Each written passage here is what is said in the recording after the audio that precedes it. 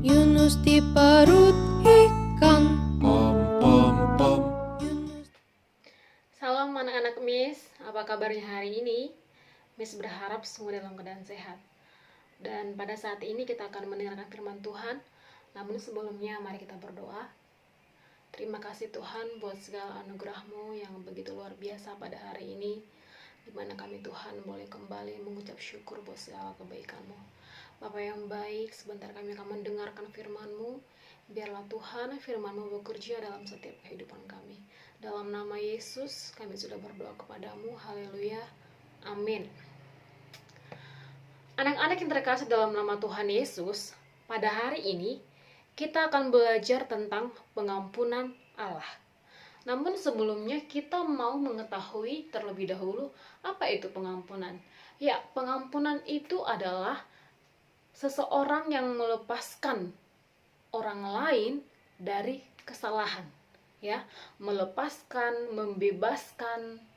Itulah yang dimaksud dengan pengampunan, atau seseorang yang memberikan maaf kepada orang lain ketika orang lain melakukan suatu kesalahan.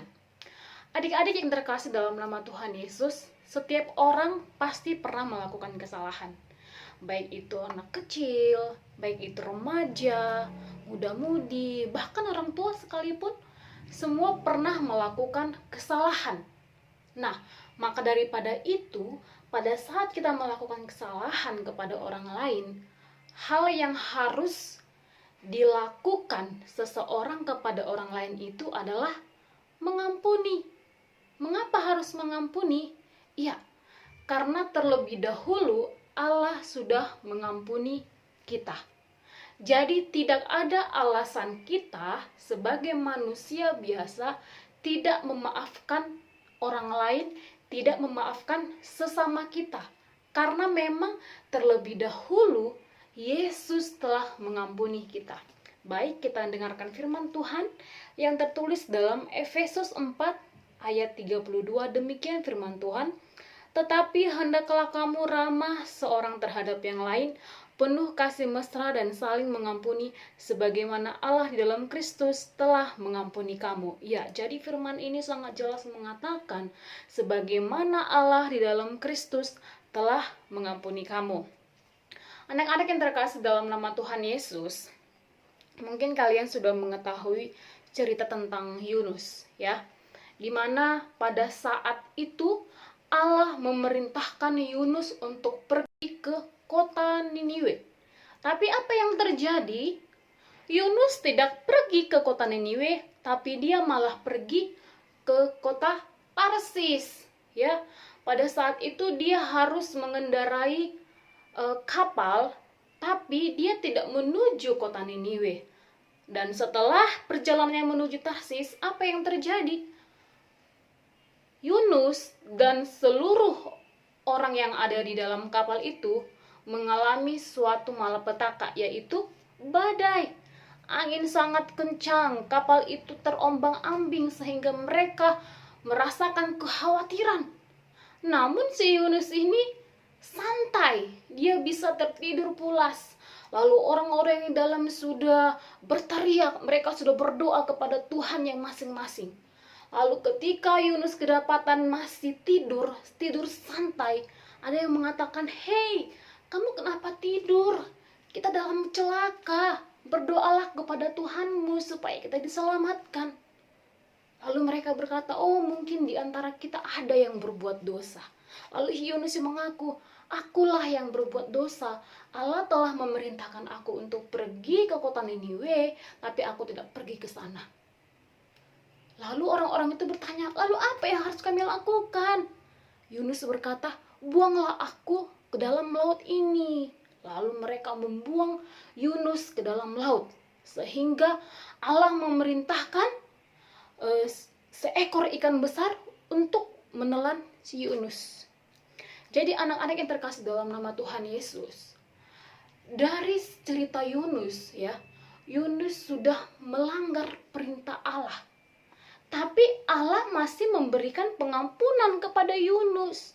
Dia masih mengirimkan seekor ikan besar untuk menelannya, dan ikan besar itu tidak memakannya. Artinya Yunus masih hidup di dalam perut ikan itu selama 3 hari 3 malam.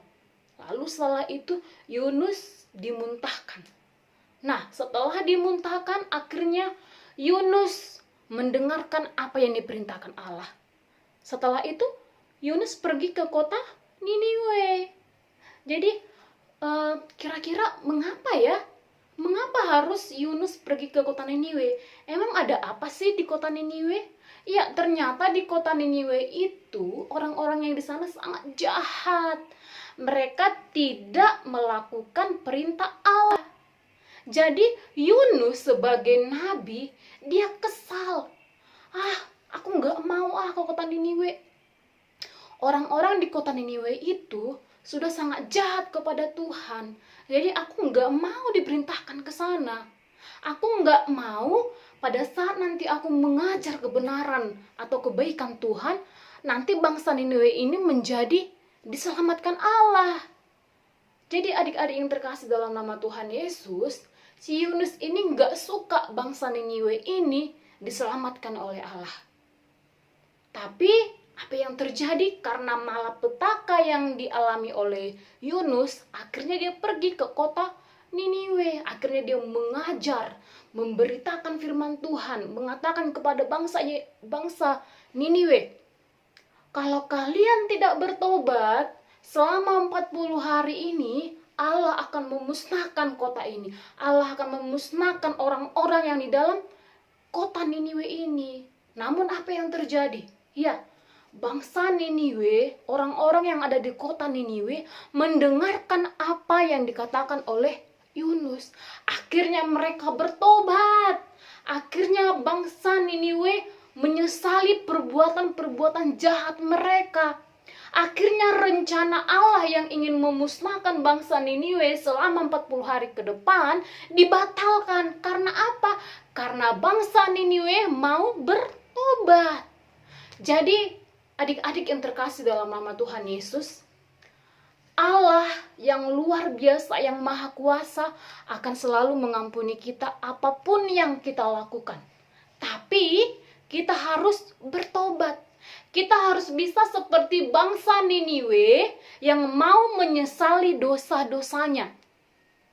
Kita harus mau seperti bangsa Niniwe berteriak berdoa kepada Tuhan, sehingga bangsa Niniwe tersebut diampuni oleh Tuhan.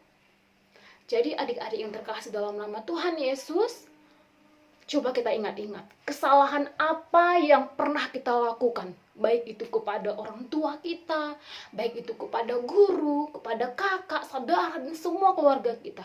Kita ingat-ingat, kita berdoa kepada Tuhan, kita menyesali dosa kita kepada Tuhan. Kita mau katakan kepada Tuhan, Tuhan, ampuni aku. Untuk kedepannya, aku tidak akan melakukan kesalahan yang sama. Jadi, adik-adik yang terkasih dalam nama Tuhan Yesus, biarlah kita selalu hidup dalam pengampunan Tuhan.